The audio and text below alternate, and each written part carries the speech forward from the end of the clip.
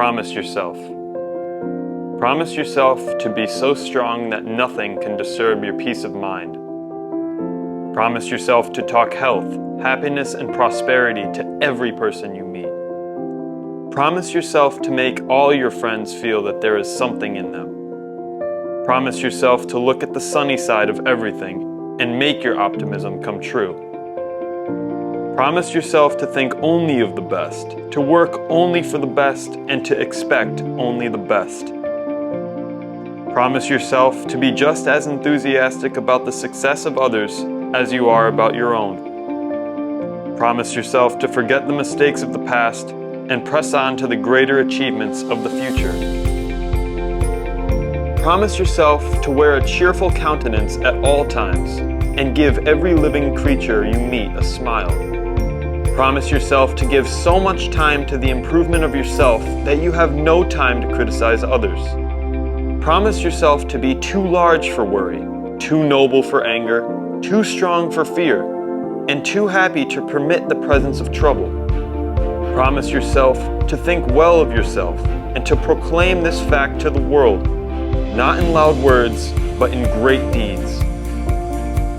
And promise yourself to live in the faith that the whole world is on your side, so long as you are true to the best that is in you.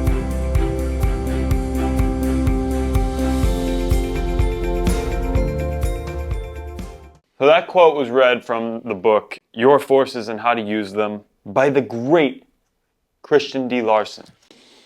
Well, go back to the beginning. What does it mean when it says, promise yourself the best? Everybody's best is different. How do you know what your best is? Well, That's the question that comes up right away. that answer is going to emanate from deep contemplation propagated across many years, maybe even lifetimes.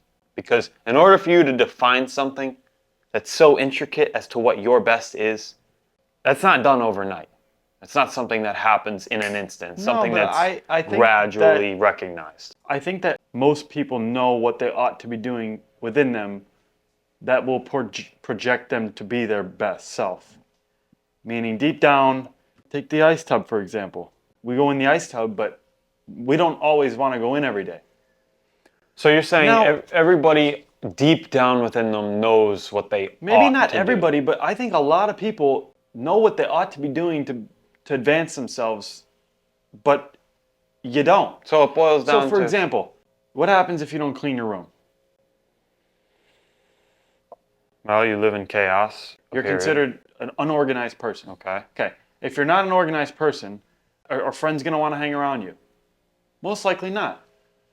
If friends aren't going to want to hang around you, you're going to be lonely at some point in your life. If you're going to be lonely at some point in your life and you don't have friends to hang around with, you're not going to want to do anything. Right. If you're not going to want to do anything, just because you didn't clean your room, things could lead down to the line. And back when the room was dirty, that, man, I should probably clean my room. Right, like And you're you saying in the didn't, back of and your you mind, didn't. you're like, I ought to do this, but... So why didn't the room get clean? There's a couple reasons why. One is probably they're procrastinating. Two, Very well can be. they might be scared as to what they're going to get. A lot of people can't accept their own goodness. And I'm speaking from experience because for a long time I couldn't accept the goodness of life that had to offer me. Okay, I think procrastination plays a greater role because for the example of cleaning your room, you're not going to be scared to have a clean room. I don't know about that. Because what does having a clean room mean? More order in life. What does more order mean? Does that mean more responsibilities are to be taken on? Not always the case. There are more responsibilities to be taken on in order than there are in chaos. I don't know about that. Keep going to your point. What I'm saying is, when somebody cleans their room, when somebody cleans up their actions and starts being responsible for their actions, they start having to be responsible for what they do. A lot of people are afraid of that. I agree. What are the ramifications of being responsible for what you do? Perhaps owning up for being wrong in the past? Taking criticism from others. Perhaps. Which a lot of people don't want to do, and myself was included. You have to learn how to admit to your wrong and handle it. And handle the criticism. Right. That's part of the reason why we get in the ice bath. That's Learn fair. how to handle a challenge. Right. So part of what Christian Larson is saying in his book is that the main force that he promulgates in this book is the force of the subconscious mind. And allowing us to allow the subconscious to go to work for us. And he delineates this in a myriad of ways. Number one, it's important that you you elucidate your desires. You use your concentration to focus on the one desire very, very definitely. Yeah. That's number one. Number two is to garner a sense of self-control with the body. I find myself ascribing to this proclivity as well. Getting so tense, moving so fast that we almost are Don't know what you're doing. Right, you're not, and you're almost hiding something from yourself, as if you don't want to see something that's here. In a real sense, if you think about it, the first step to change is awareness. The second step is acceptance. Take, for example, the habit of biting fingernails. Guilty. Okay, one day you notice, oh God, my fingernails are short. Why is that? Well, okay. That same day, later on in the day, you notice that you went to your mouth and you started biting your fingernails. So that's the awareness aspect. There's your awareness. Okay. So your first realization was, oh, my fingernails are short, and probably you realized that because you don't want them to be short.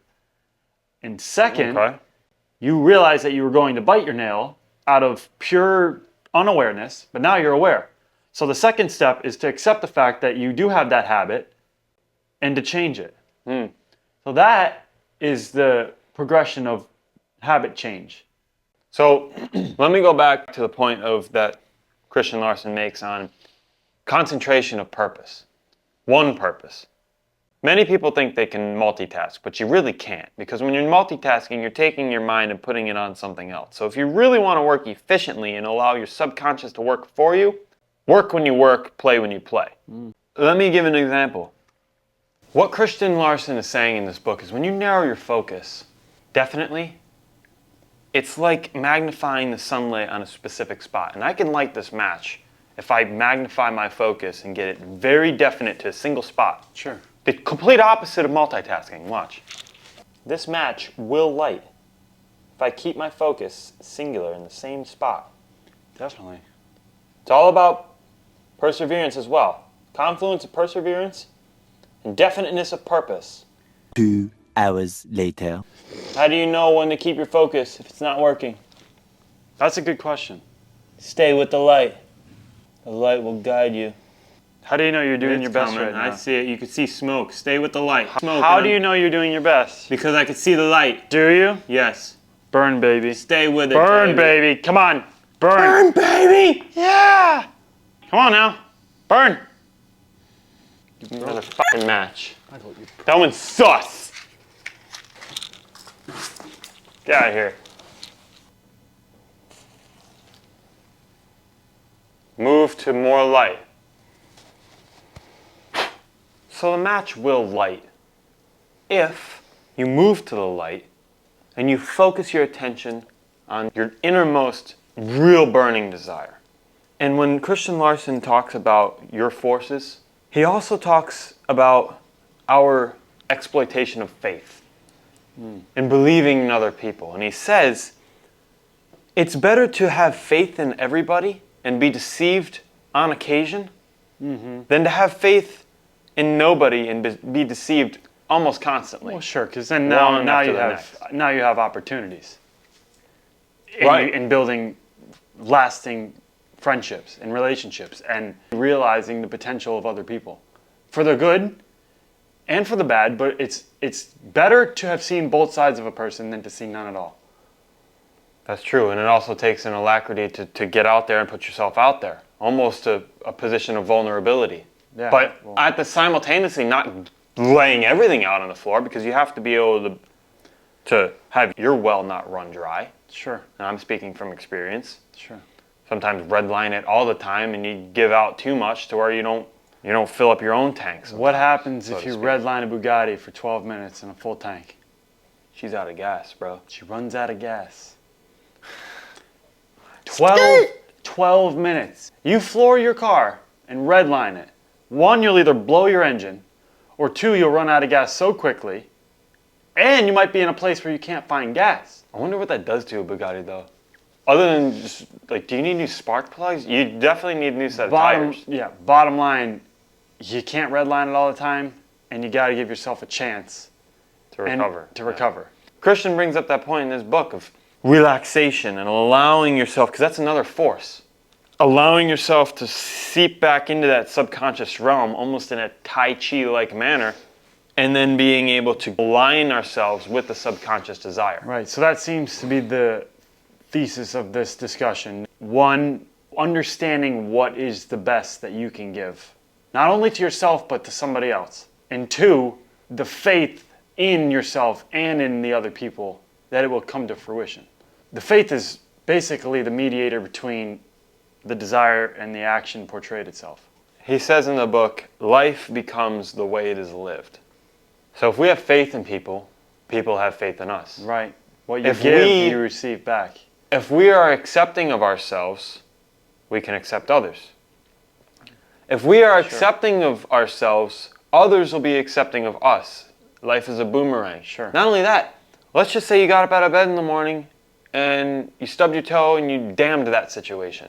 And then later on in the day, you get a headache. You damn that too? Well, sure they're going to damn that. They're on the same wavelength. Sure. How you do one thing is how you do everything. Well, literally what you give, you receive. Not just physical givings. Right. What are you giving attention to? Are you giving attention to being greedy, or are you serving other people and making it a point to make not only your life better, but someone else's? It really pays dividends to be aware of the fact that life becomes the way it is lived. So let us always be sentient of this paradigm that everything we give out, we're getting back. Right, but going back to the nail biting, it takes an awareness first and then an acceptance of your habits to be able to change. So what's one thing we can do today to take action? So for me, my intention, based off of Christian Larson's book and promulgating the importance of impressing the subconscious mind, for me is twofold. One, allowing my body to be calm enough, which he states in this book, to be able to come to a point to allow the subconscious to be impressed. And that, for me, goes back to what you said in the awareness factor, allowing myself enough time to not just look at what's in front of me and what's around me, but to see, and then to be able to exploit that. And even feel. And feel. What's around you. And then that will be able, I'll be able to, I can exploit my field of awareness to be able to impress my subconscious mind with my desires. So that's my intention based off of this book. And it's a paradoxical statement that the more you give, the more you actually receive. And that's in anything. Mm-hmm. The more you give good thoughts about another person, the more you give good energy towards another person, the more you're going to receive the good energy back to you. So if you really think about it, giving your best to yourself and giving your best to others really is one and the same thing. Mm-hmm. We just said the same thing at the same time. Yeah, I mean, so really, you have your consciousness. That's what you have. We're born with a consciousness, and then we're born with a conscious awareness of that consciousness. So you can, and I remember saying this when I was, real young. I mean, how do I know you're actually real? What if I'm just imagining everything here? Okay, well, why don't I just imagine the best? So I guess that is what I would take away from this. Not only the best for myself, but everything else around me. Elucidating your version of the best. The highest possible good of myself plus everything else I experience. Bro, I say that's a beautiful way to live. Good chill talk. Till next time. Till next time. Bruh. Get in the tub.